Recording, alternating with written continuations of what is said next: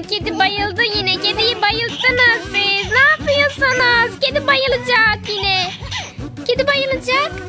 Yastıklar atılıyor kediye. Bayılacak şimdi, bayıldı. Evet arkadaşlar, biz şimdi kedimize banyo yaptıracağız. Hadi anneciğim, köpükliyor Ecrin, bol bol köpüklüyor. Evet, tamamlandı. Şimdi yıka anneciğim. Yıka. Evet, yıka bakalım. Eymen, sen de mi geldin? Gel sen de oyna, gel. Evet, kedimizi yıkadık. Bitti. Şimdi odasına götürelim kediyi. Bak, odası burada. Evet, ne istiyormuş? Karnı acıkmış kedimizin. Anneciğim, şimdi kedine yemek yedirebilirsin. Evet, kedimiz süt içiyor. Bisküvi yiyor, süt. Meyve suyu da ver. Meyve suyu da içirelim.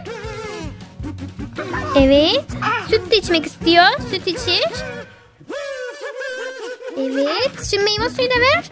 Hadi anneciğim.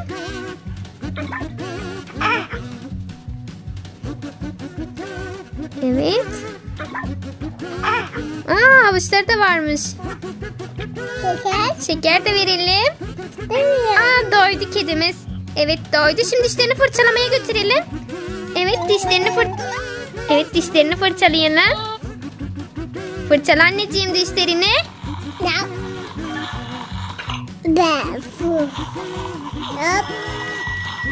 Evet, şimdi yıkayabilirsin. Yıkadık. Şimdi fotoğrafını çekelim mi kedinin? Evet. Evet, kedinin resmini çek hadi. Çek bir tane daha. Bakalım, çok güzel bir resim çekti. Hadi bir tane daha çekelim. Bakalım, yine çok güzel bir resim oldu. Anneciğim, ne yapıyorsun? Neyle kediye vuruyorsun? Yazık ama kediye. Kedi yastıklar fırlattı. Kedi bayıldı.